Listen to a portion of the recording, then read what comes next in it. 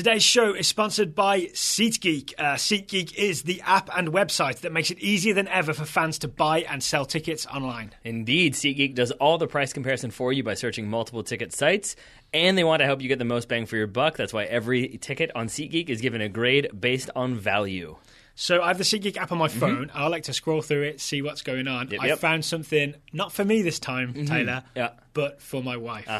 Sure. She's been talking about going to see J-Lo in Vegas. Sure she has. It's not a trip I necessarily want to go on, but I found J-Lo in Vegas tickets all through 2017 that I could show to my wife. I've seen the sweatpants you have with J-Lo on the back.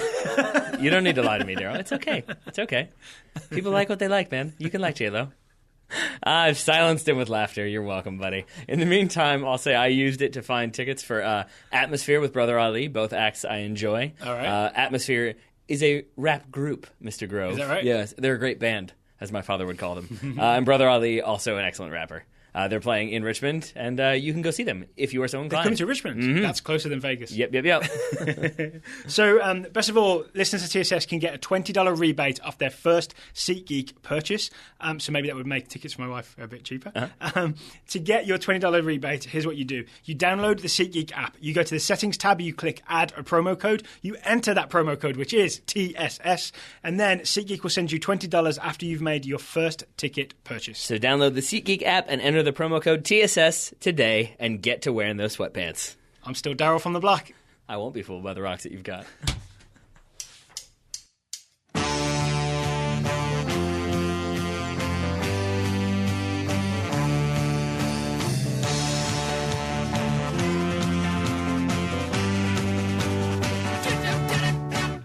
Hello and welcome to the final Total Soccer Show of 2016. My name, not you, I'm talking to the listeners. My name is Daryl Grove and I'm joined by the King of Predictions, Mr. Taylor Rockwell. Hello. Hello. Yeah, that's not true. I should yes and you, but no. No but. No but. It's the anti-improv group. So today's show, we're going to be doing our very specific predictions for calendar year 2017. What's to come in 2017. We'll also be looking back, because we did the same thing last year. Yeah. We made predictions for 2016. I believe I was home last New Year, so we did it over the phone. I think it was our final Skype show of that year. Right, yeah. So we're going to live in the past a little bit, and we're going to live in the future. Now, let me start off by saying that you said very specific predictions this time. Last year you said not very specific predictions. Oh, is that right? Because you went a little general at times. We both did. So you're saying, are these far more specific, or are there going to be some mix of the two? Kinda specific. Okay, there we go. Kinda. I like it. Kinda specific predictions for 2017. I think there should be an apostrophe in there, but I'll let it slide. That works. So let's start with 2016. Sure. I've been busy. I didn't have time to go back and listen, but you volunteered to do it. What did we predict in 2016, Taylor? Once again, he said worriedly. Once again, we've done the thing where we both remember like the one that we knew we got right, and even the one I knew I got right, it turned out I only just barely got right. But then I went back and looked, and I think I'll say that you won, and I that's being a little generous, but I'll say you got 1.5 right, and I'll say I got 1 right. Out of how many? 6. Yeah. Are we going to do all of them or just to select? We can just run through a few. Okay. The most depressing one I would say is that we were both very excited about England at the Euros. Yep. I said they would make it further in the Euros than Brazil, Argentina, and the Netherlands. You didn't let that one go. So instead I changed it to I thought they would make the semifinals. Wow. You said, I don't know if they'll go that far, but they will definitely win their group. I used the word definitely? Yes. Okay. But the worst thing, I think, the part that made me cringe was when you said... For the record, Wales won the group, right? This is true, yes. 6 points to 5 points for England. The one that made me really cringe was when you said, I just want success and a feel-good vibe to the overall campaign. So I got neither of those things. You did not. The point you did get, obviously, was that you predicted Gianni Infantino will be elected president of a Switzerland-based football authority. Because I'd read that... kind of a coverall there. I'd read that he was an outsider for the FIFA presidency, but if he missed that, he would be an insider for the UEFA presidency. Yeah, and he got the FIFA job. And a couple of these are more impressive, like if you go back to when they were made. So, for example, Yes. when you made that prediction, I think Grant Wall was still confidently predicting that Sheikh Salman would win. Right. And I think that was the kind of conventional wisdom, prevailing wisdom of the time. So, Yeah. well done to you. Similarly, I said that Mallory Pugh will score in the Olympics. This was when she was 17 years old, had not yet been capped, but had been called up for a friendly. If I remember, I wasn't even convinced that she would go because the Olympic roster is so much smaller than the World Cup roster. I That is wasn't sure there exactly was what you space. said. You said, I'm predicting she won't go to the Olympics. Yeah. Instead, she did go. She did get one goal in the USA's 2-2 draw with Colombia, but that's the only All goal right. she scored. So it was closer than I thought. That's good. That's worth a high five for a good prediction. All right, thanks, buddy. We can high five on that one. I also see, and then this is where I get mad at myself because I overthink. Because I literally said, my gut here is to say that the United States makes it to the semifinals of the Copa America, but I don't want to say twice in a row that teams will make it to the semifinals. So I think that they're gonna struggle to get out of their group and get knocked out in the knockout round, in the first round of the knockout round. So. Kind of was wrong on that one. Yeah. We both thought that Arsenal would win the Premier League. You Did thought we really? Leicester would finish 6th. I said they'd finish 4th. Who did win the Premier League last year? I believe it was Leicester. You said Spurs would finish 2nd, I believe, and I had them. Spurs will finish 4th, is what you said, and I had them at 3rd. Oh, you were right then. Yeah. Yeah. Mhm. You said Argentina will win the Copa America because they so were due close. for some silverware. You said That's Bayern still Munich. true. That's still true. Yeah, They're still you due. said Bayern Munich will win the Champions League in Pep's final season because it was their strongest roster yet. I said Jose Mourinho will be the next manager of PSG. And then I said Jordan Morris would score in his first competitive match for Seattle. That's another one that doesn't seem that impressive. Except it was made before he had even announced he was leaving college. Oh, okay. It was announced apparently. Was I predicting he was going to play for Werder Bremen? No, you said, I think you were just like, well, we don't even know where he's going to go yet. Right. So, or if he's going to go. I think your New Year's resolution for him was that he needed to leave school to get a proper job. So that's about where we were in this situation. Well, he did that. He did, and he He's doing scored well. in his 6th MLS game, not yeah. his first, unfortunately, for me. So the one where I say you get a half a point is because you said the U.S. women would not win Olympic gold, which is correct. Which a lot of people were strongly predicting, right? Because we felt like best team in the world, and now they've got these reinforcements, and here we go. Yeah, it's going to be short of big names, smaller roster. Hope Solo could be missing. Some of the core players would be out. But you also predicted that Brazil's women would win Olympic gold. That did not happen. But I'll give you a half point. So you win 1.5 to 1. The most dangerous lead. Yes, of course. Everyone knows it. Everyone knows it. So let's see if maybe we can do a little bit better this time. Yeah, I mean, all of that is probably limited success means you got to take some of these with a huge grain of salt, Yeah, right? I would. But let's do it anyway. Sure. Taylor, we have, 5 or 6 each? Uh-huh. Okay, Taylor, you want to go first. What's your kind of specific prediction for 2017? This is a very specific prediction, and it might happen sooner rather than later. I'm going to say James Rodriguez will pose with a PSG jersey and attempt to look thrilled. Attempt to look thrilled. Yes, Okay. yes. This is like a January transfer window prediction. Then. Yeah, because I do think he's going to be on the move, or at least he's going to be one of the biggest names discussed being on the move. Yeah. Meanwhile, PSG, I think, currently in 3rd place, certainly not top of Ligue 1, and I think need to kind of bring in some new names, kind of show that they're still there. They are this kind of name brand club. And there's a rumor of Di Maria leaving For China. which would open up some space. Exactly. Yeah. So But I remember George Qureshi did a Goalmouth podcast, our other podcast, and the story was that James was in Colombia getting like his paperwork sorted for a possible move to England. I think the rumor was Chelsea. There's lots of rumors of him going everywhere, from I Chelsea see. to Man United to Arsenal. Arsenal still exists, to Bayern Munich I've seen even in there. But I'm saying PSG because I think they need to kind of reestablish themselves as this Buying huge, club. Yeah. huge brand, this big buying club. Because this summer the news they made was they couldn't re-sign Zlatan and they sold David Luiz. So these big players left.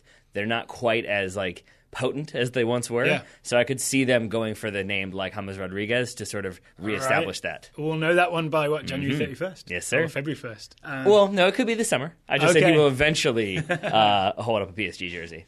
My first prediction is Pierre-Emerick Aubameyang will be the top scorer at Africa Cup of Nations 2017. That seems like a safe bet. So obviously we've talked about Aubameyang's skill set and how great he is a lot, playing for Dortmund, banging in goals. He plays for Gabon. Gabon are hosting the Africa Cup of Nations. Gabon are in a group with Cameroon, kind of tough, Burkina Faso and Guinea-Bissau. Okay. But host nation, right? There's always a chance that you go far. Plus, it doesn't take a lot of goals to get the Golden Boot at the Africa Cup of Nations. Last time out, there were 5 people tied for top scorer with 3 goals. So all Aubameyang needs is like a couple of goal-scoring games, and he's in. Just you wait, man. Just you wait for Wilfried Zaha to set the world alight at the African Cup of Nations. He's with the Ivory Coast, right? He is indeed. Right. So yeah, I think the Golden Boot winner though, it does generally, I feel like, tend to be the team, like, because naturally the team that goes the furthest, they have more opportunities. So then I guess it will be important for them to go far in the tournament. Or at least get out of the group. Yeah. Right? I'm imagining him scoring like 4 goals on the way to the quarterfinals, maybe? I could see him getting 4 goals in that group. So, so who knows for sure. He's kind of good. In case anyone's wondering, the African Cup of Nations is January 14th to 5th of February 2017, and it is on Be In Sports and also on Univision Deportes if you want to watch it in the United States. Well, I've gone with... Speaking of Aubameyang, I've gone with like a double prediction because the first part of this is not that big of news. It's that Aubameyang will sign for Real Madrid in the summer window. Okay. But the bigger news, I'm saying, even though they're atop of the table right now, I think I've seen a lot of people predicting that it's going to end up being Barcelona, that Madrid will slip but still do well in the Champions League. I'm saying that Real Madrid will win La Liga this season and that they'll sign Aubameyang in the summer. So it's like a double prediction because they're both sort of more obvious predictions, I'll say. That's fair. And didn't we have the story recently that Real Madrid have a first option on Aubameyang? And he said like that's his dream club and that's where he wants to go. I think the bigger point would be that if Madrid were able to win La Liga, Zidane has been fairly practical in his recruitment in the players that he's opted to use and trust. Yeah. So you do wonder if he would then kind of go after... I think Aubameyang would qualify as a Galactico. So you wonder if that is the type of player he would want. He's a sensible Galactico. Yeah, right? That's the thing, is I think he's not just signing a player to sign a player. It's signing a player that would, it seems like, fit what Madrid are trying to do. It's because he's an upgrade, right? Like when you look at James, it wasn't something they necessarily needed. It was more just like he was a shiny object after 2014 World Cup. And I love James, but I'm not sure Real Madrid needed him. I'm also excited for the 8 million think pieces written on the benefits of trusting history and going with your academy when Zidane wins La Liga and wins the Champions League and everybody talks about him, like forgetting about all the times that doesn't actually work and that other options are out there. But yes, I think Real Madrid with La Liga, Aubameyang signs for Madrid in the summer. Okay, I'm into it. Okay, my prediction is about another team that wears white but is not in as good a form as Real Madrid right now. It's the US national team. Yep. So, big year for the US national team. It's a turnaround year, essentially, right? 2017. Here's my multi-tiered prediction. Are you ready? The US men's national team is currently bottom of the hex. We know this. We talked about it a lot in November. I heard that, yeah. My prediction is that by the end of March, after we've played Honduras at home, Panama away, the US will be up to 4th place. Okay. That puts us in the playoff zone, right? This is an optimistic vision for 2017. By the end of June, after we've played Trinidad and Tobago, I think at home, and then Mexico away, the US will be in 3rd place in the hex, and everything will be looking good. Then the summer starts, right? Everyone's getting a suntan. The US wins the Gold Cup on home soil, because it's always on home soil. But the US wins the Gold Cup.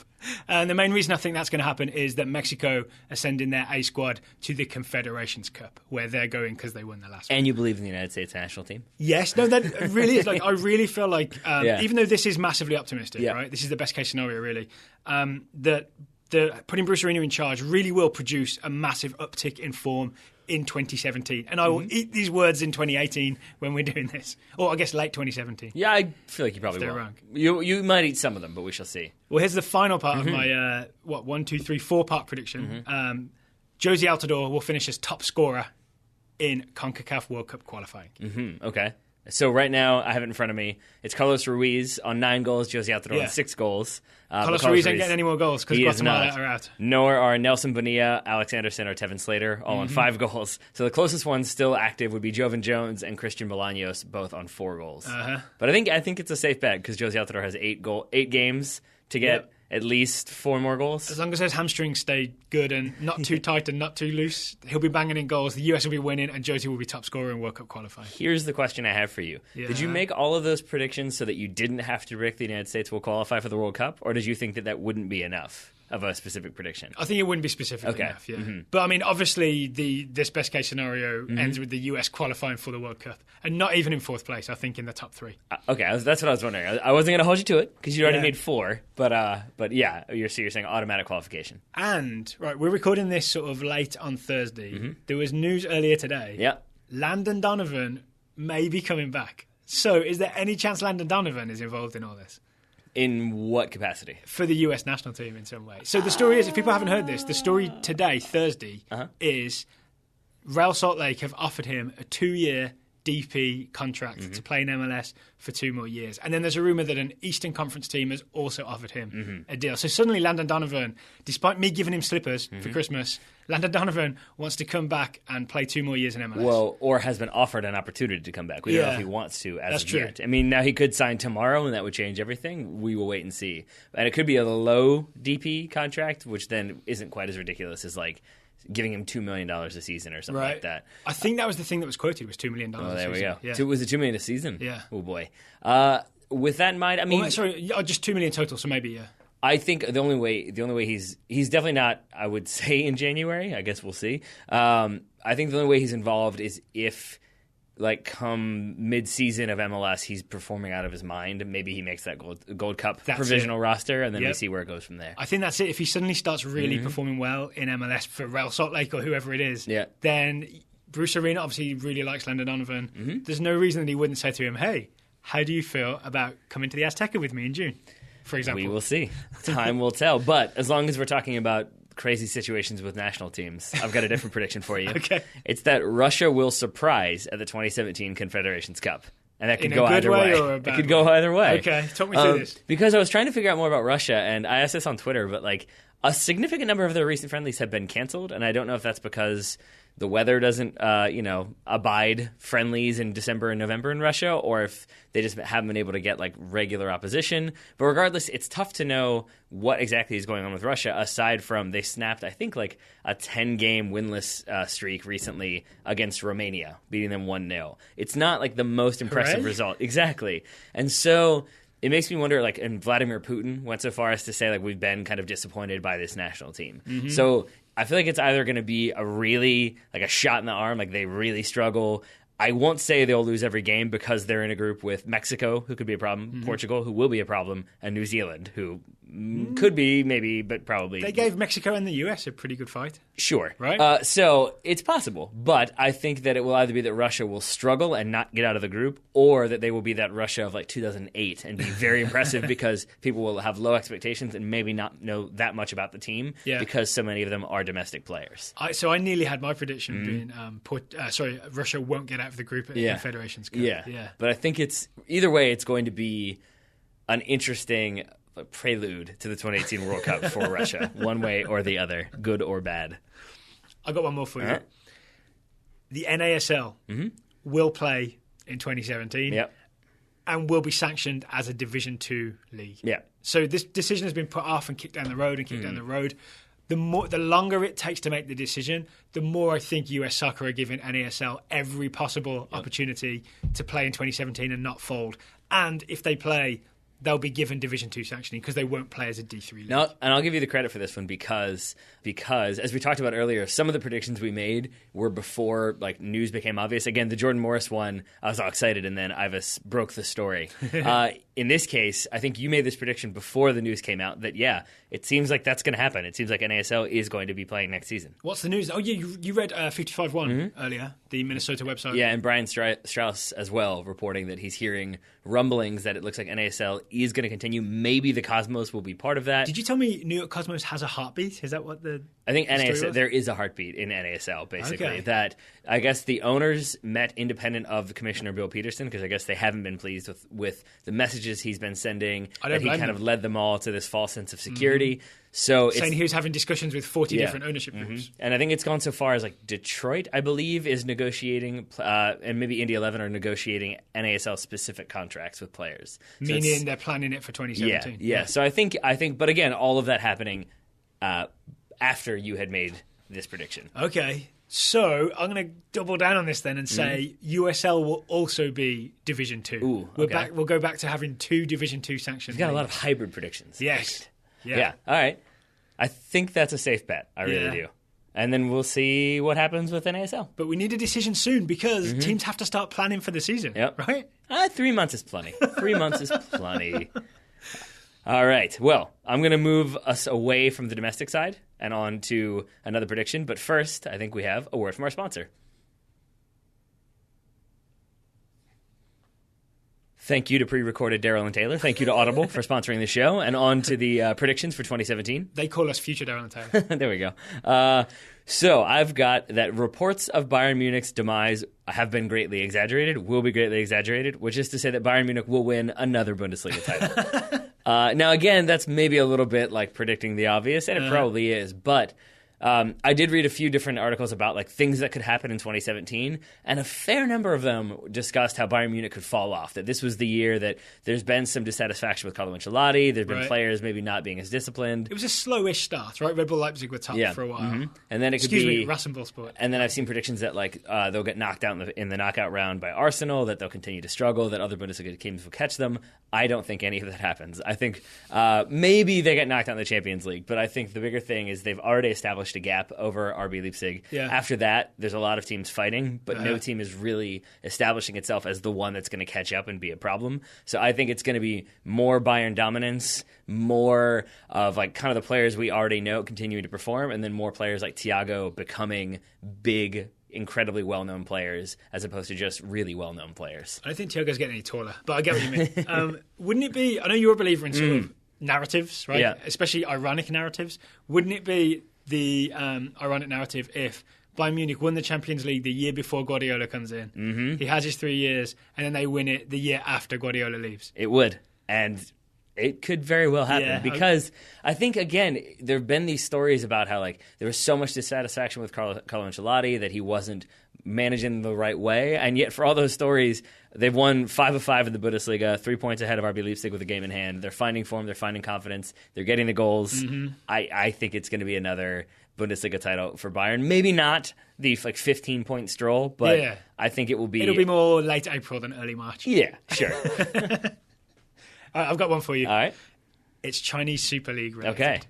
Okay. But it's about what's actually going to happen on the field in the Chinese Super League. Mm-hmm. So I've done this deliberately to go against the grain because everybody just keeps talking about how much money's being spent and the players that are being signed and all that sort of stuff, right? Mm-hmm. And the big recent story is that Carlos Tevez has gone to Shanghai Shenhua, right? So my prediction is Carlos Tevez will score the winner in the first Shanghai derby of 2017. Okay. So the fixture list isn't out yet, right? Because the league starts in March. Tevez plays for Shanghai Shenhua along with Obafemi Martins, Freddie Guarin, and managed by Gus Poyet. The crosstown rival, as we say, is Shanghai SIPG, managed by Andre Villas-Boas. And they have Oscar and Ulk. I can't believe you forgot the other international player for them. Because Demba it's Demba Ba. Yeah. Also, Giovanni Moreno is their captain, who appears to be from Colombia, maybe there Ecuador. We go. Well, actually, and that's another thing is I know that the Chinese Super League reduced the number of foreign players you're allowed to field at any one time. So something's got to give. One of those guys will be leaving so that Tevez can be there. They have 6 right now, so that's interesting. Yeah. Right? Or maybe it will just be like, yeah, you know what? Keep as many as you want. Who knows? Who knows? But I wanted to zero in on the actual soccer that is going to happen in the Chinese Super League, not the money that's being spent, and say that when these two teams meet in the Shanghai derby, which is the big spending derby, right? Yeah. Oscar and Ulk versus Tevez and Obafemi Martins, Carlos Tevez scores the winner. All right. And are you going to be watching that game? You're going to be up late or up early, depending? So here's a really genuine question. I have no idea before you even ask it. Yeah, can you watch the Chinese Super League? Not yet. I assume with time that will be a possibility just because there will be so many big names there. But right now I don't know how. If it were to be on a US channel, who would get it? Probably be in sport. That's my guess too. That would be my guess. Yeah. Or Gold TV. Who knows? All right, well, speaking of someone who is difficult to catch on television, it's DeAndre Yedlin time. And I'm going to say that DeAndre Yedlin will become a Premier League player once again. Yeah. But mostly in name only. And here's why. Oh. Yeah, I know. That's the sad thing. Is that I had this idea that Newcastle were performing well in the promotion zone, which they are, and that it was all thanks to DeAndre Yedlin. Not really, but that he was getting consistent time. Mm-hmm. In actuality, it seems like he is splitting time with Vernon and Anita. Yep. So the last 5 games, Yedlin has started 2, Anita has started 3. Right. Which is good in the sense that they're splitting it, but that also has the familiar symptoms of a club that gets promoted, and then they're like, okay, time to shore up some positions here. Let's get a proper right back. Exactly. And so that's... Anita's a converted midfielder, basically. Exactly, right back. Yeah. So I could see that situation where Newcastle keep Yedlin because they've invested in him. That I think there's an interview with him today saying that he feels like Newcastle is home. So I could see him being there, being on the roster, making it occasionally, but not being that consistent starting right back that we want him to be. They sign Antonio Valencia. That's not funny for a number of reasons. He's never leaving. He will never die. He will play at Manchester United for eternity. But you know what I'm saying, though? And only use his right foot. Some more high-profile right back get signed. Yes. Yeah. I like that you cited Antonio Valencia as a right back as though that's his natural position. It is. It's a thing now. Now it is. It's a thing that's happening. True. Okay, I've got one here that I wrote this morning. Oh, and I had a tag-on prediction, which is more because I do think that Newcastle will go back up. I don't know how many minutes Yedlin will got there eventually. So I'm tacking on also that I think Leeds is going to get promoted. Gary Monk's Leeds. Yes. Surging up the table, sort of, in as much as you can in the Championship. But yeah, they've Swansea City on their way up and down. Since he's come in, since he's taken over this summer, they're looking a much stronger team, a much more cohesive Leeds team than we've seen in the past. It's almost as if that 11-game stretch that got him fired was not sort of a true reflection. Yeah, potentially. So I'm going to say Leeds and Newcastle, and maybe DeAndre in there too. So here's a non-prediction, or at least something that I changed on this morning when I read the news, okay? So I was all set to predict that the US women's national team will go on strike in 2017. And here's why I was going to predict this. The Memorandum of Understanding, which extends the old CBA to the end of 2016, is about to expire. 31st December 2016, that expires. Becky Sauerbrunn, the co-captain, has said that they're still US Soccer and the US Women's National Team Players Association still very far apart on a collective bargaining agreement. Then there was the Hope Solo. It was an article, but it was weirdly published by a Dick's Sporting Goods publication. I'm not sure why that's where it went. But she was essentially saying now's the time to she's got to make that paper. Maybe, right. Now's the time to really dig our heels in and fight and make sure we get the best possible deal. And if that means going on strike, we're prepared to do it kind of thing, right? But she can say that because she's kind of on the outs right now, right? So she's more of she can be a stronger voice. Yep. But then this morning, the news came through that the US Women's National Team Players Association has either fired or let go of their attorney. I forgot his first name, but his second name was Nichols. He was famously a more aggressive attorney who they brought in to go after US Soccer. Right. And it seems like this is the US Women's National Team Players Association backing off, softening their stance, possibly getting ready to agree to something. So, all right, but I think I know what you're getting at, but here's my question. Why would that be indicative of that?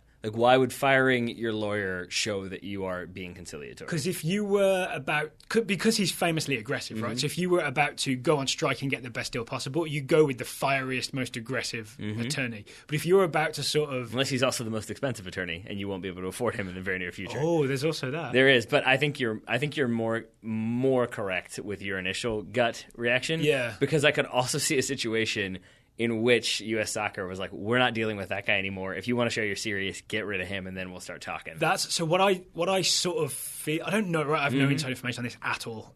But what I feel like has happened is that they've sort of U.S. Soccer have said, if you're serious about reaching some agreement, we need to get rid of this guy. Yep. And if I'm the U.S. Women's National Team Players Association, I say, no, he's got us this far. Let's push it all the way. But it seems like they're starting to give in a little bit. Yeah. I think if there's one thing we've learned in the history of strikes and walkouts and the like, it's that it doesn't ever go well for the players. It really doesn't. It generally ends with, even if it's like symbolic victories, I think you've realized very quickly how much power the league, the federation, the ownership groups have. Yep. I think this is very much one of those cases.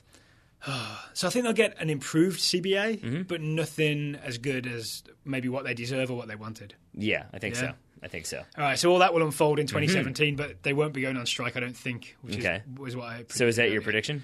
I mean, that's my non-prediction, but I wanted to just touch on it on the show. I guess I've got a backup prediction, which is the CONCACAF Champions League final will be contested by the Red Bulls of New York and the FCs of Dallas. Really? 2 American teams in the CONCACAF Champions League final. And not just 2 American teams. You've specifically predicted 2. Yep. Why 4? Well, they're the 2 American teams that are in there. So I think it's New York plays Vancouver, and Dallas plays a Panamanian team in the quarterfinals. Gotcha. If they go through to the semis, they'll both face Mexican teams, I believe. And then I've just rolled the dice and just thought, this is the year. Dallas, New York Red Bulls, CONCACAF Champions League final. So you're praying that Mauro Diaz returns from ACL surgery? Kind of. Yeah.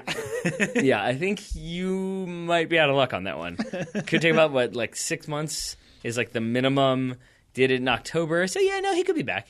Right? But it's also a kind of easier quarterfinal draw than usual, right? Red Bulls playing Vancouver Whitecaps. That's just basically an MLS game, right? So Red Bulls could win that. Dallas playing, they're called Arabe Unido. It's a Panamanian team. So I assume you knew that off the top of your head. They definitely didn't look at my paper. They haven't drawn a Mexican team in the quarters, right? So at least those two teams get to the semis. Then, like I said, roll of the dice, cross of the fingers, 2 American teams in the Champions League final. I can't wait until that actually happens and you start strutting around here oh, it's going to happen. It's going to happen. And then the reality sets in. But yeah, I like it. Optimism abounds for you, Mr. Grove. That's a good final as well, And right? so with that, I'm going to drown your optimism with neutrality. Okay. Because I'm going to say, I don't really know how to make this prediction. I've toyed around with a lot of different ways, so maybe you can help me find a better way to phrase this. But essentially, someone will refer to the Premier League as somewhat boring in an end-of-season review. Why so? Okay. It's been good so far, right? Right, but if you compare it to last season, again, Leicester City story. At this point last year, we were like, "There's no way Leicester are going to do this." We can see the cracks, and then they end up hanging in, not just hanging in, really winning it. Tottenham fall away, so it was tough to predict. We should There was delete drama that at the show. bottom. Yeah, we probably delete should. that I think a lot of people predictions. thought Man United would have made the Champions League spots. They didn't. Yeah. Same thing for Liverpool. So it was a little bit all over the place at the end of the season.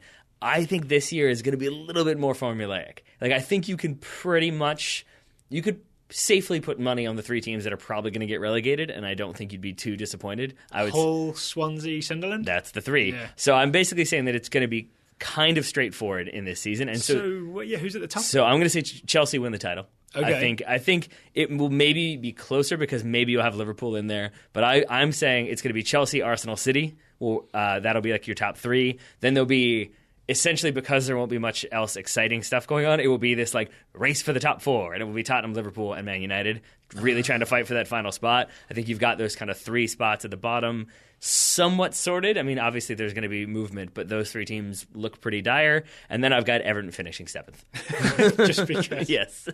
So I wasn't going to do this as an official prediction, but I've got a feeling this is Liverpool's year. Okay. I think Liverpool are going to win the Premier League. I kind of feel like Klopp's already had that half season to get things primed up. They look like a Jurgen Klopp team, no matter who's playing. So even when Mane goes to Africa Cup of Nations, Coutinho's been injured. They've still been banging in goals, right? And they put 4 past Stoke the other day. Yep. Sturridge is just randomly coming off the bench and still looking magnificent. I just feel like they have a whole squad of players who play the Klopp high-pressing, aggressive style. And it almost doesn't matter who's in there. You can plug and play any of these guys and it works, right? The flip side is Chelsea right now. Chelsea obviously on this magnificent run. You sidestepped something pretty quickly, Conte. but sure, go ahead. What's that? The defense of the goalkeeping situation for Liverpool. Because that would be the downside. It would be, but it's working, even with those problems, it's working right now, and they're winning games, right? Yeah. But for the argument that you're about to make about Chelsea, I think the same goes for Liverpool. So go ahead. Okay, no, that's fine. That's fine. Right now, Chelsea are on this magnificent run, and I think part of why Chelsea are on this magnificent run is that they've Conte has figured out this interlocking system of players, especially in the back, where it's David Luiz in the middle, Cahill on the right or the left, I can't remember now, Azpilicueta on the other side, you've got that back 3, and then you've got Moses and Alonso working as the wing-backs. And I feel like if any of those guys go down, or if John Terry comes back in, or Ivanovic comes back in, or Kurt Zuma comes back in, then suddenly I don't think that works as well as it has been doing. Yeah, and then if you don't have Conte and and Diego Costa, you're in trouble. This is the evidence against, right? That you would think that this has only been working because of certain players. The most recent game, I can't remember who they played. Was it Bournemouth? Yeah, Bournemouth. They didn't have Diego Costa, they didn't have N'Golo Conte, and I think they just did Fabregas and Matic in the middle, and Eden Hazard as a false 9 type situation. Who didn't know that was happening until 10 minutes before the game. Is that right? Apparently. Yeah. And it worked out just fine. Yeah. So I think attacking-wise, that's fine, but I feel like if anything changes in that defence, and it probably will because of injuries or whatever, it'll come off the rails a little bit for Chelsea, whereas I think Liverpool will just keep pounding and pounding and pounding and going and going and going. I think that there's going to be a slip in form for Chelsea because they've won, 12 straight now or 11 straight? Because it's impossible to keep winning, right? Exactly. But I heard some speculation that part of the reason why they did that formation change, why they did Eden Hazard as a false 9 with very little preparation, is because Eddie Howe came out in a very similar to Chelsea 3-4-3 or thereabouts, and that Conte was like, okay, I'm going to change this up. I'm going to do something different just to mess with you. This is like an Osorio Mexico v US on-the-fly tactical change. Yeah, and so I think that he's got that team believing enough that they will buy into whatever he wants to try. Yeah. On top of that, I think that this system that he's playing, the kind of 3-4-3, 3-4-2-1, is problematic for a lot of teams, and I think teams, especially at this point of the season, don't really have the time that you need to figure out how to break down that system. Yeah. And it feels almost a little bit like Leicester, which is that you know what they're going to do, but because you're so focused on other stuff, you kind of play into their game a little bit. So you think that'll see Chelsea through to the end of the season? I think so. And then I think you could see them struggle at the beginning of next season, because then teams have the time to figure out, okay, this is how you play against that. Now we're ready. But I think you're right that there are many arguments for why it could be Liverpool. I've been so impressed by how it's just sort of been like, yeah, Chelsea just keep winning, keep getting the results, keep making things happen. It seems like everybody's happy is the other point there. Not that people aren't happy at Liverpool, but you have the kind of you have the Karius feuding with the Nevilles thing, and Jurgen Klopp, making comments here and there, but feuding with outside sources, right? Yes, not feuding inside. Very true, very true. Yeah. Also worth noting, the two teams that it seems like we're arguing about who's going to win the Premier League. They're both two teams with no European football. Good point. So that, to me, that could make the title race exciting if these are two teams that aren't particularly tired and they just keep gunning and gunning for the title. I also this doesn't necessarily play into a specific prediction or anything, but I do think that there's going to be a point when Jose Mourinho is going to have a moment of he's going to sigh and then be like, all right, fine, we'll prepare for the Europa League. Just realizing fourth place is going to be really hard. If I want Champions League, I'm going to have to win this Europa League. Maybe they do win the Europa League. It could be. Maybe it's Man United, Tottenham for the maybe Liverpool will get fourth or third or whatever, and then it's Man United and Tottenham in the final, playing for the fifth Champions League spot for England. That could be exciting. You got any more for me? I think that's it. I think those are my six. I had a couple other non-soccer related ones. One big one that we've already discussed that you said I shouldn't do on the air, so I Correct. won't. Yes, please don't. But the other one, I don't know if this will happen in 2017. But I could see an American politician saying that the United States should boycott the 2018 World Cup. That's a thing that I'm wondering if you're gonna start hearing more and more news about American politicians not being pleased with Russia. You're not willing to say which particular politician? No, because I can't say if there's one out there who's going to be particularly vocal. But there was the news today about Russian diplomats being expelled from the United States. Yeah. So maybe, but I think that would be more like if the United States had qualified for the Confederations Cup. Yeah. So maybe Jurgen Klinsmann just knew that he wanted to avoid a geopolitical incident, so he didn't send the team. I've got one that's kind of semi-obvious. It's that I think Atlanta United make the playoffs. Yep. In MLS 2017, which doesn't sound like a massive shout, but as we talked about on the previous show, Chicago Fire 98 expansion team won MLS Cup. Since then, Seattle Sounders made it to the playoffs in 2009 as an expansion team. No other team has made the playoffs in their first year. But the way Atlanta are putting that roster together, Greg Garza, Michael Parkhurst, Jeff Laurentowicz, and then the more sort of bigger names on top, like Kenwyn Jones, like the Almiron, the DP. It feels like it's coming together. All right. Not to mention Andrew Carlton. Yeah. Who Will Parchman says probably won't play much. I like that you not to mention and then you mention. The problem with podcasting. My question for you, unrelated to Atlanta United, because I think you're right, so I'm going to give it to you. I want to do, what continent is Freddie Adu going to play professional soccer on in 2017? You can go obvious, because I feel like North America is the obvious answer. It is North America, yeah. But no more trips to Brazil or no journeys to Europe or Asia? No, I feel like he's probably tired. He's he's been around the world. He's been there, done that, seen that. Yeah. China? Maybe China. No, or maybe those foreign player spots are too valuable to spend one on Freddie Adu. Yeah, that's probably so. So yeah, I think probably get a Brazilian for not too much. I think he sticks in North America, so we shall see. You could probably get a Brazilian. That has a weird connotation. I mean, it's the most represented nation there. This is true. I looked. So there you go. Those are our kind of specific predictions for 2017. Please take a massive grain of salt with them, because you never know how it's going to turn out. Final thing today, Taylor, we got some more TSS Scouting Network updates for you. That we do. Up first, we've got one from Patrick Snyder, scouting Nick Tattague, is how I think we're going to pronounce that one, officially of FC Richmond. Hey. Nick was called into the USU 20s camp as a 17-year-old. He had an assist on Jeremy Ebobise's goal in a 4-0 win over Costa Rica. Tattague started both matches in the week-long camp that is preparation preparation for the upcoming CONCACAF U20 World Cup qualifiers in February. Wait, so he's 17 years old and is playing for the US under-20s? Yep. This is a Cameron Carter-Vickers, like, ahead of his age group situation, right? Yeah, but I mean, yes, technically, but we also just don't know much about him. Obviously, he is from Richmond, so we probably should know more. But since we don't have He's from your much, old team, right? You're an FC Richmond alumni. Correct. Is that the word? Mm-hmm. You got that. So it looks like it should be a decently creative group, maybe not as strong as previous iterations, but some flair for sure. February can't come quick enough for Nick, as it is also his 18th birthday, which means he can officially sign for Schalke. That's the big news in 2017 for Nick Tettigue, right? It's that he's, as I understand it, he's training with Schalke, but he's not yet 18, so they can't sign him. Right. But then he's going to join, Weston McKennie and Haji Wright in that weird, like, American group that's being built in Schalke's U19 team. Yeah. That we can all get excited about. There's a foothold. There's indeed. There's an American foothold, right? They're the 3 future coaches of Schalke. Sure. Projecting into the future. Up next, DJ Ringus is scouting Levi Garcia, the 19-year-old Trinidad and Tobago winger playing for RZ. Sometimes.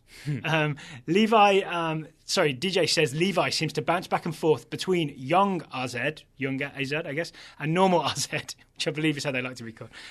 He scored the 3rd goal in young RZ's 5-1 win over TECVV. He has been an unused sub for RZ in the most recent cup games, the KNVB Becker and the Europa League. Levi also recently did an interview in which he said his football idols are, drumroll, Neymar, makes sense. Dwight York, makes sense, Trinidad legend. And Atula Guerra, TSS fave. Yeah. I mean, I think even saying Neymar makes sense. It's a little strange because it's weird for your idol to be someone who's like 4 years older than you. But I get it. But he's also global superstar Neymar, right? There is that, yeah. Dwight York definitely makes sense. Yep. Atula Guerra, I would say, definitely makes sense because we loved watching Atula Guerra for Charleston, correct? Yes. The midfield general. Uh-huh. Is he still with Charleston? Is he also with Atlanta? Do you think? He's not on Atlanta's roster because I checked before we recorded. So if he's... Bummer. Yeah. He hasn't made that step up. I felt like he could play MLS pretty comfortably. From what we saw, sure. And he's in good company now, right, with Neymar and Dwight York. And if he needs a reference, yeah, I think Levi's got him covered. Next up, we've got John Crispin scouting Pakamani Malambi, the 19-year-old. Thank you. 19-year-old South African midfielder playing for Bidvest Wits. I have no idea if that's how you pronounce it, but I'm assuming there's some Dutch in there, so why not? Boers and such. His nickname is Umshini, which is Zulu for the machine. The John's nickname for him is Pac-Man. That makes more sense. That's nice. Yeah. Why so few scouting reports? Self-questions John, and answers, Pac-Man suffered a torn cruciate ligament to his right knee in February that forced him to miss the Olympics for Bafana Bafana. Finally returned to the Bidvest Wits first team on Saturday and scored a brace against Free State Stars.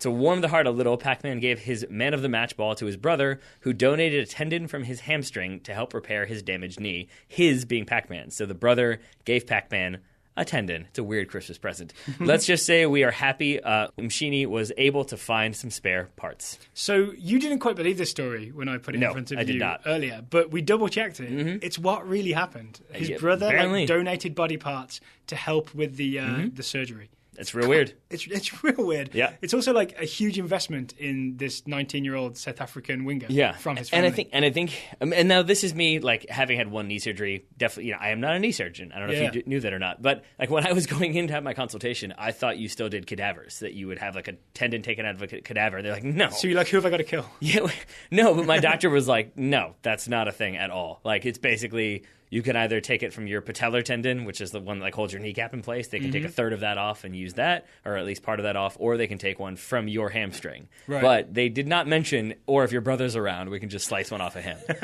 So would you have gone for that option if it was available? I mean, if he's offering, it's less recovery time. And I think that's it, right? Because I'm going to guess that maybe there was a reason either his specific doctor didn't want to do a patellar graft, or maybe his patellar tendons are too weak. I don't know. So the story I read was that Pac-Man said that the doctor said it might affect your pace. Well, hamstring will, because hamstring, from what I understand at least, now this is the problem with knee surgeries, is that you're always going to have, I did the patellar, I did the hamstring, and whoever did what is going to say theirs was better. So grain of salt there. But from what I heard, hamstring, it can like limit your flexibility a little bit, and it takes longer to recover because it's not just your knee, it's also your hamstring that has to recover, whereas patellar, it's double knee, basically. That makes sense. So maybe that's why, is that they were going to do a hamstring, and they wanted it to be somebody else's. There we are. So, but TSS salute to the Pac-Man's brother, because that's massively impressive. But yeah, now the Pac-Man maybe has some pressure on him to produce. Are we just adapting John Crispin's nickname for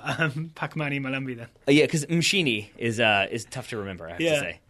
Despite my love of the Zulu, I think I'm going to go Pac-Man. Okay. Plus, we need a new Pac-Man. There's been Pac-Man, there's been Miss Pac-Man, there was Pac-Man Jones. We don't need Pac-Man Jones anymore, so we have a new Pac-Man. I like it. All right, and he is South African. Final scouting report for today. Ben Tondera scouting Mason Holgate, the 20-year-old English defender who plays sometimes for Everton. Ben says Holgate is going to be a Blue for a while because he signed a new contract with Everton, which lasts until 2021. Ben also sent us a quote from Ronald Koeman about Holgate. He can play out of different positions in the team defensively. He was really comfortable when he got his chance in the team. He showed strengths with the football and strengths in defending. So until further notice, Holgate, this isn't Koeman's quote now, this is Ben. Until further notice, Holgate is the second choice right back for Everton and a bit further down the depth chart in the centre back position. All right. So congratulations to Mason. I mean, he's got a new contract. He's going to be there for a while. He's got, some time to prove himself. It means we're still... Anthony Kennedy, the young American fullback, is not anywhere near the first team, it seems. Not so much, no. Not so much. But thank you to Patrick and to DJ and to John and to Ben for Indeed. today's scouting reports. Thank you, gentlemen. If you would like to join the TSS Scouting Network, you go to totalsoccershow.com/subscribe. If you would like to take a look at TSS t-shirts and scarves, courtesy of Roughneck Scarves and Hawaii Designs, go to totalsoccershow.com/shop. All the links will be there. There we are. Oh, Taylor, something I've been meaning to say to you. Thank you for taking the time to talk to me today. You're a weird guy, Daryl. Thank you for taking the time to talk to me today. Listeners, thank you for listening through all of 2016. It has been a big year for TSS, right? We had a big summer with the 2 tournaments. Things have picked up pace. 3 tournaments, my friend. 3 tournaments? We had the Olympics as well. Oh, yeah, we did. All right. Oh, yeah, we did. Cowards. Yeah. But thank you to everyone who's listened this year, people who've listened from before, people who found us this year and stuck with us. We really appreciate it. And we're looking forward to making 2017 even better, I want to say. Yeah, it's fine. It's fine. I go with Calvin. I know what came before. I'm happy if things stay as they are. But if they get better, that's fine. But Calvin from Calvin and Hobbes, he's taught me lessons, Daryl. He's taught me lessons. All right. Listeners, thank you for listening. And we'll talk to you again in 2017.